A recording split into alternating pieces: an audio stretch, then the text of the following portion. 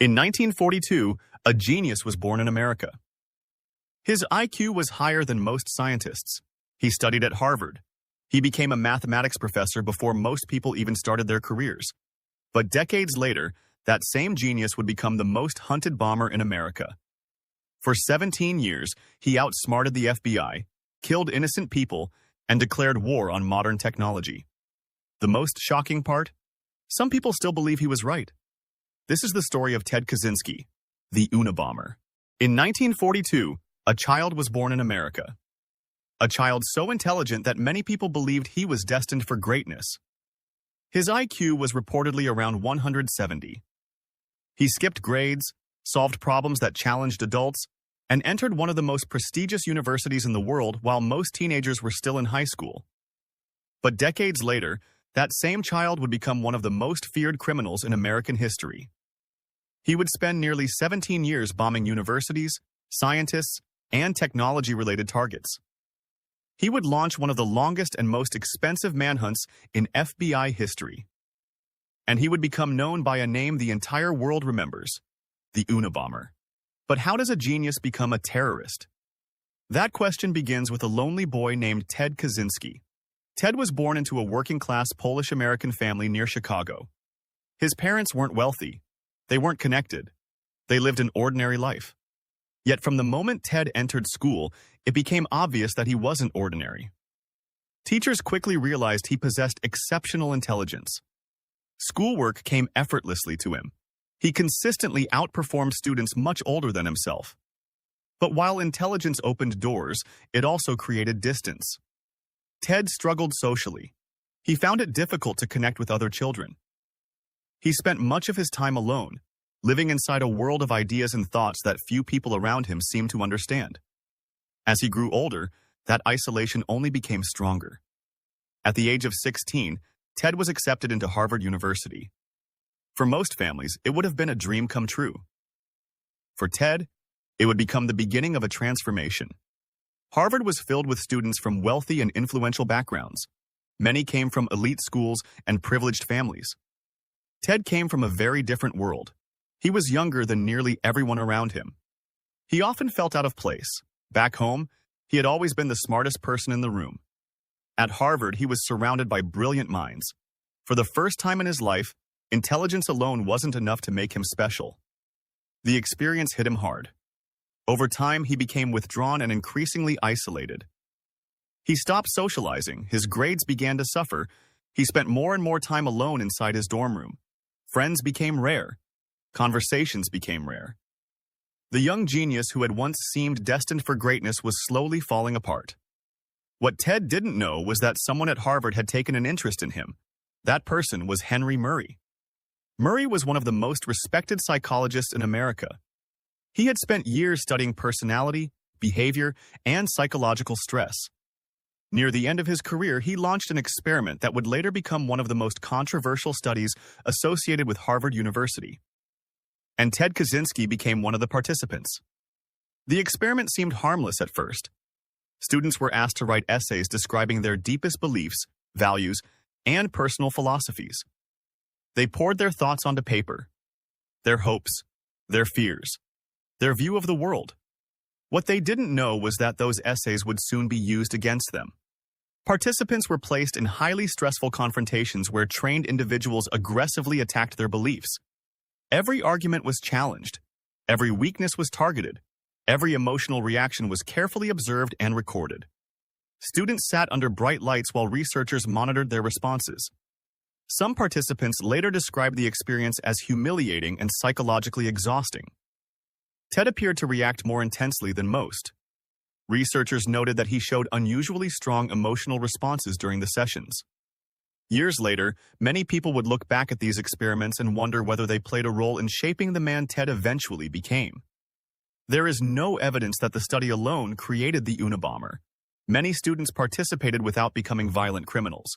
But for Ted, the experience seemed to deepen feelings that were already growing inside him. Anger, alienation, and distrust. As the years passed, those feelings evolved into something much larger. Ted began developing a profound hatred for modern industrial society. He believed technology was slowly destroying human freedom. He believed large institutions were gaining too much control over people's lives. And he became increasingly convinced that society was moving in a dangerous direction. After graduating from Harvard, Ted continued his academic success.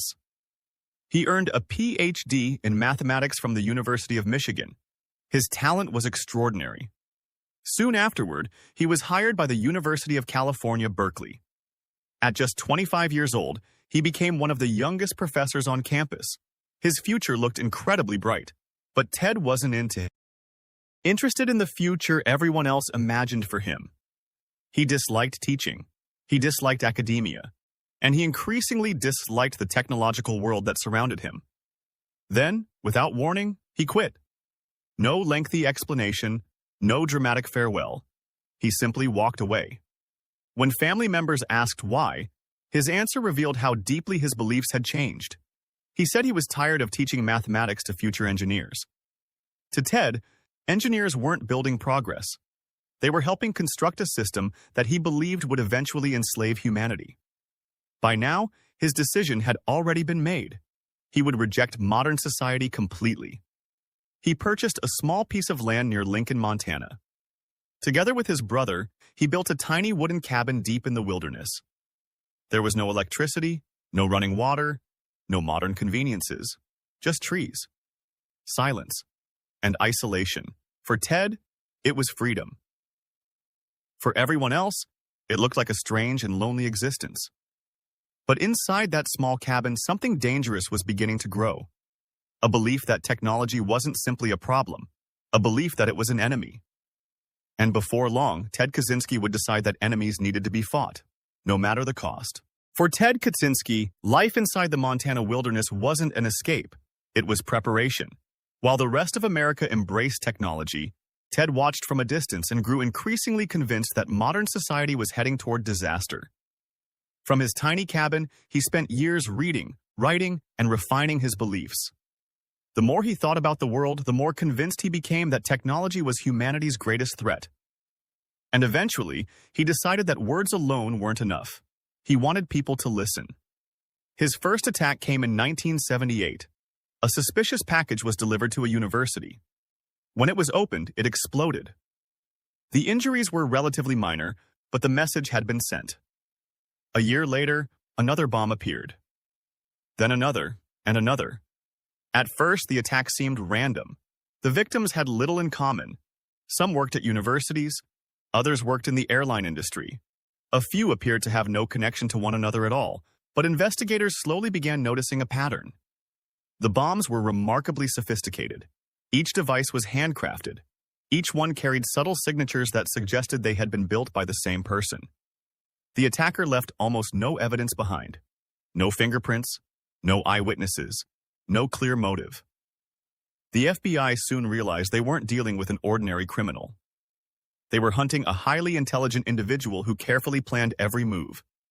Because many of the attacks involved universities and airlines, investigators created a name for the unknown bomber: the University and Airline Bomber. Eventually, that title was shortened. The world would come to know him as the Unabomber. Throughout the 1980s, the attacks continued.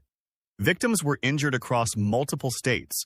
Some survived with permanent disabilities. Others narrowly escaped death. And with every explosion, public fear grew. The most frustrating part for investigators was that the bomber seemed invisible. He didn't claim responsibility. He didn't issue demands. He didn't communicate with the media. Most terrorists want something: money, political concessions, attention. The Unabomber appeared to want none of those things. That mystery made him even more dangerous. Then, in 1985, everything changed. A computer store owner named Hugh Scruton noticed a small object outside his business. Moments later, it exploded. Scruton became the Unabomber's first murder victim. The killing shocked the nation. For the first time, Americans realized they weren't dealing with a prankster or extremist vandal. They were dealing with a killer. Meanwhile, hundreds of miles away in Montana, Ted followed the news closely. To him, the attacks were more than acts of violence. They were statements. Messages directed at a society he believed was destroying itself. As years passed, the FBI devoted enormous resources to the investigation. Agents analyzed bomb fragments. They interviewed witnesses. They followed countless leads. Yet the bomber remained unidentified. Then, in 1987, investigators finally caught a break. Outside a computer store in Salt Lake City, a witness spotted a suspicious man placing a package near a building. The witness provided a description. Police created a sketch. For the first time, the FBI had an image of the man they were hunting. The sketch spread across the country. And then something unexpected happened. The bombing stopped. Months passed. Then years. 5 years went by without a single attack. Many investigators wondered if the Unabomber was dead. Others believed he had abandoned his campaign. But they were wrong. Ted Kaczynski hadn't disappeared. He was evolving. Deep inside his cabin, he continued building bombs. He continued writing. And most importantly, he continued developing an ideology that would eventually become known around the world. By the early 1990s, he had reached a conclusion. Violence alone would never accomplish his goal. If he wanted to change society, people needed to understand his ideas. And so he began writing a manifesto. A document that would explain everything, his beliefs, his fears, his hatred of modern industrial civilization, his warnings about the future. Then, after 5 years of silence, the Unabomber returned. The new attacks were more focused than ever. This time, many of his targets represented the technological future he despised. A computer scientist was injured. A geneticist was injured. The message was becoming increasingly clear. Ted wasn't choosing victims randomly. He was targeting people connected to scientific and technological progress. Then came another escalation. In 1994 and 1995, 2 more people were killed. The attacks became deadlier. The bombs became more sophisticated, and public pressure on the FBI intensified. After nearly 2 decades, America's most wanted terrorist was still free. Then everything changed. The New York Times received a letter. For the first time, the Unabomber publicly claimed responsibility for his crimes. But he wasn't just claiming credit. He was making an offer. If major newspapers published a lengthy manifesto he had written, he promised to stop the bombings forever. The proposal created an enormous dilemma. The FBI traditionally refused to negotiate with terrorists. Yet investigators also recognized something important. The manifesto might be their best chance to identify him. For years, they had searched for fingerprints, witnesses, and physical evidence. Perhaps the answer had been hiding somewhere else all along. In his words, his writing style, his ideas, his vocabulary. Eventually, authorities agreed to publish the manifesto. It was a controversial decision. Many feared it would reward terrorism. Others believed it might save lives. When the document finally appeared in newspapers, the public reaction was immediate. Millions of people wanted to read it. Newspaper sales surged. Long lines formed outside stores. Everyone wanted to know what the mysterious bomber had been trying to say for nearly 2 decades. The manifesto opened with a sentence that instantly became famous. The Industrial Revolution and its consequences have been a disaster for the human race. For some readers, the document was disturbing. For others, it was fascinating. Many disagreed with Ted's conclusions. Yet some were surprised by how thoughtful and detailed portions of the argument appeared. The manifesto criticized technology. It criticized industrial society. It warned about environmental destruction. It warned about increasing dependence on large systems and institutions. And hidden within those pages were clues. Clues that would soon reach someone who knew Ted Kaczynski better than almost anyone else. His younger brother, David Kaczynski. Without realizing it, the Unabomber had finally made the mistake that would bring his 17-year campaign to an end. David Kaczynski didn't want to believe it. The idea was almost impossible to accept. The man being hunted by the FBI wasn't supposed to be a stranger. He wasn't supposed to be America's most wanted terrorist. He was supposed to be his brother. Growing up, David had admired Ted. Despite the age difference, the two had shared a close bond. They spent countless hours discussing philosophy, politics, science, and society. Ted was brilliant, quiet, different, but never violent. At least that's what David believed. When his wife Linda first suggested that Ted might be the Unabomber, David rejected the idea immediately. He remembered a brother who cared deeply about ideas, a brother who was sensitive and thoughtful, a brother who once became upset after hearing about an injured animal. How could that person become a murderer? But after the manifesto was published, Linda encouraged him to read it carefully, so he did. And with every page, the feeling became stronger. The writing felt familiar. The arguments felt familiar. The unusual phrases felt familiar. It sounded exactly like Ted. The same hostility toward technology, the same criticism of industrial society, the same cold, logical style. By the time David reached the final pages, he was terrified. Deep down, he already knew the truth. America's most wanted terrorist was his brother. For weeks, David struggled with the decision. If he stayed silent, innocent people could die. If he spoke up, he would destroy his own family. It was one of the most painful choices of his life. Eventually, he contacted the FBI. He provided letters Ted had written years earlier. Experts compared those letters with the manifesto. The similarities were overwhelming. Sentence structures matched. Vocabulary matched. Ideas matched. For the first time in nearly 17 years, investigators had a credible suspect. The FBI quietly launched surveillance operations around Ted's cabin near Lincoln, Montana. Agents watched, waited, collected evidence. Yet there was still one problem. They didn't know what was inside the cabin. There could be explosives, booby traps, weapons. Nobody wanted to risk a direct confrontation, so investigators created a plan. They would lure Ted outside, then move in before he had time to react. On April 3rd, 1996, that plan was put into action. Several agents approached the cabin pretending to be surveyors. Ted stepped outside to speak with them. Within seconds, federal agents moved in. The 17-year hunt was over. The Unabomber had finally been captured. What investigators discovered inside the cabin shocked even experienced FBI agents. The tiny wooden structure looked primitive from the outside. Inside, it contained an entire world. There were journals, maps, bomb components, chemical materials, drafts of letters, copies of the manifesto, detailed notes about attacks. Investigators also discovered coded writings that documented years of planning and preparation. Some of the codes were extremely complex. Fortunately for the FBI, Ted had made a critical mistake. He left behind information that allowed investigators to decode much of the material. Once the journals were translated, the evidence became overwhelming. The writings described bombings, victims, targets, motives, future plans. And beneath his bed, agents found something even more disturbing: a fully constructed bomb ready to be mailed. Had Ted remained free, more attacks would likely have followed. There was no longer any doubt. The FBI had found their man. The case moved toward trial, but another battle was about to begin. This time, it wasn't between Ted and the government. It was between Ted and his own defense team. His lawyers wanted to argue that he suffered from severe mental illness. If successful, that argument could save him from the death penalty. But Ted hated the idea.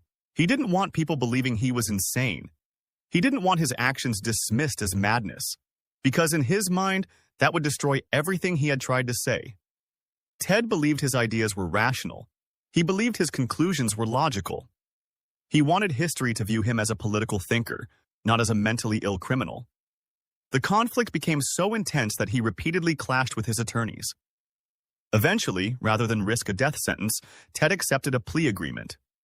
He pleaded guilty to multiple crimes. In return, he received life imprisonment without the possibility of parole. The trial was over. But public debate about Ted Kaczynski was only beginning. Even behind bars, he continued writing. He exchanged letters with academics, journalists, and supporters around the world.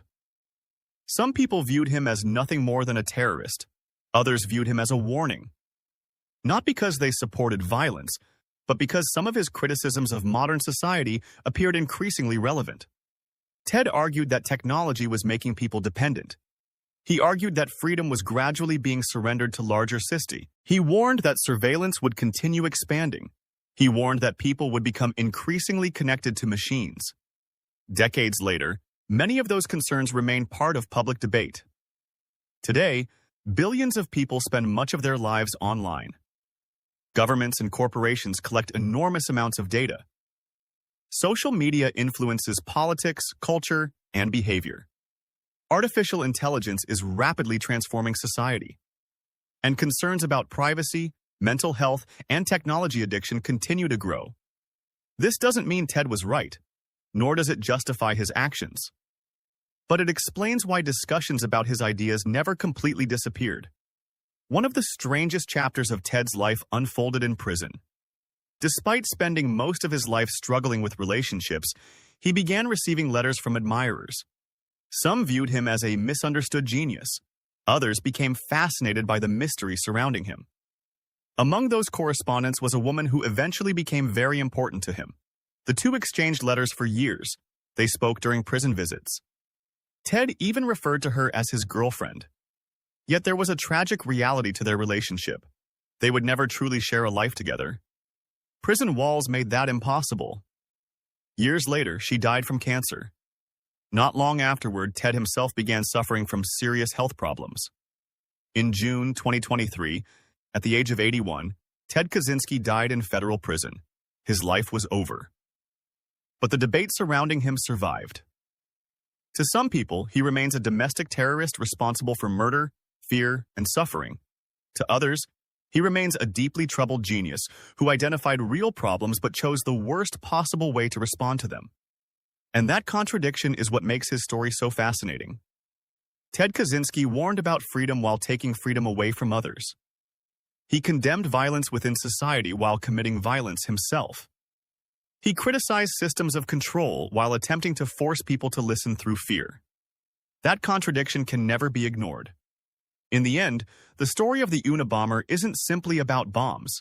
It's about intelligence, isolation, ideology, and the dangerous consequences that can emerge when brilliant ideas become consumed by obsession. More than 20 years after his capture, Ted Kaczynski remains one of the most controversial figures in modern American history. A mathematical genius, a terrorist, a recluse, a killer, a man whose warnings about the future still spark debate, and a man whose crimes ensured that debate will never be simple. The question people continue asking today is the same question they asked when the manifesto first appeared. Can an idea have value if it is delivered through violence? For Ted Kaczynski, the answer was yes. For much of the world, the answer remains no. And that is why the story of the Unabomber continues to be remembered, not only as a criminal investigation, but as one of the most disturbing and complicated stories of the modern age.